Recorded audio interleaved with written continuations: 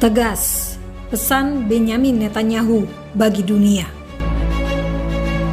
Until recently, many believed that the promise of progress in the 21st century would enable us to move beyond the barbaric horrors of the past towards a better and brilliant future. Many believed that we could go about our comfortable lives and that evil will simply pass us by. It will not.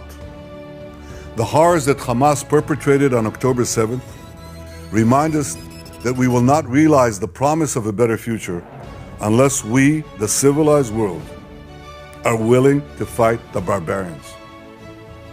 Because the barbarians are willing to fight us. And their goal is clear. Shatter that promising future. Destroy all that we cherish and usher in a world of fear and darkness. Ladies and gentlemen, this is a turning point for leaders and nations. It is time for all of us to decide if we are willing to fight for a future of hope and promise, or surrender to tyranny and terror. Now rest assured, Israel will fight. Since October 7th, Israel has been at war. Israel did not start this war. Israel did not want this war. But Israel will win this war. Hamas launched this war by perpetrating the worst savagery our people have seen since the Holocaust.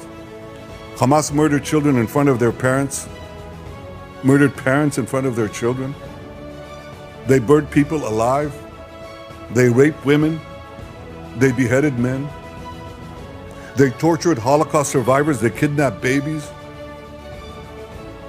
They committed the most horrific crimes imaginable.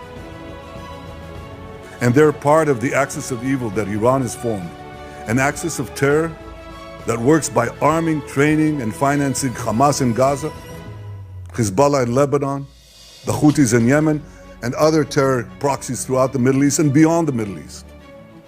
In fighting Hamas and the Iranian axis of terror, Israel is fighting the enemies of civilization itself. Victory over these enemies begins with moral clarity. It begins with knowing the difference between good and evil, between right and wrong. It means making a moral distinction between the deliberate murder of the innocent and the unintentional casualties that accompany every legitimate war, even the most just war. It means holding Hamas responsible for the double war crime it commits every day by deliberately targeting Israeli civilians while deliberately using Palestinian civilians as human shields. It means making clear that the use of human shields is not only an immoral tactic of terror, but also an ineffective one. Because as long as Hamas's use of Palestinian human shields result in the international community blaming Israel, Hamas will continue to use it as a tool of terror, and so will others. Hamas will continue to use the basements in Gaza's hospitals as the command posts of its vast terror tunnel network. It will continue to use mosques as fortified military positions and weapon depots. It will continue to steal fuel and humanitarian assistance from UN facilities. While Israel is doing everything to get Palestinians, civilians, out of harm's way, Hamas is doing everything to keep Palestinian civilians in harm's way. Israel urges Palestinian civilians to leave the areas of armed conflict, while Hamas prevents those civilians from leaving those areas at gunpoint. Hamas is also preventing foreign nationals from leaving Gaza altogether. And most despicably, Hamas is holding over 200 Israeli hostages, including 33 children, holding them, terrorizing them, keeping them as hostages. Every civilized nation should stand with Israel in demanding that these hostages be freed immediately and freed unconditionally. I want to make clear Israel's position regarding a ceasefire.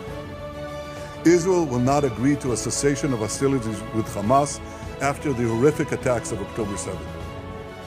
Calls for a ceasefire are calls for Israel to surrender to Hamas, to surrender to terrorism, to surrender to barbarism. That will not happen.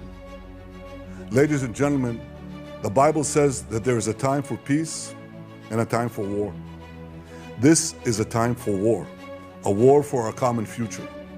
Today we draw a line between the forces of civilization and the forces of barbarism. It is a time for everyone to decide where they stand.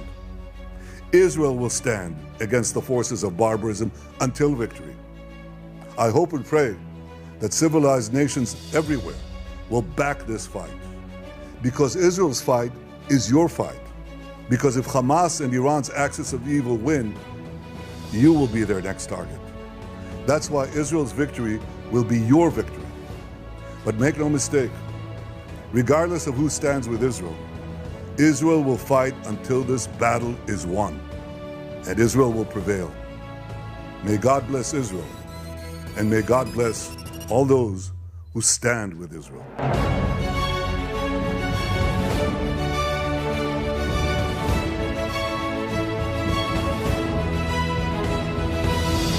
Salam damai dari Fakta Israel.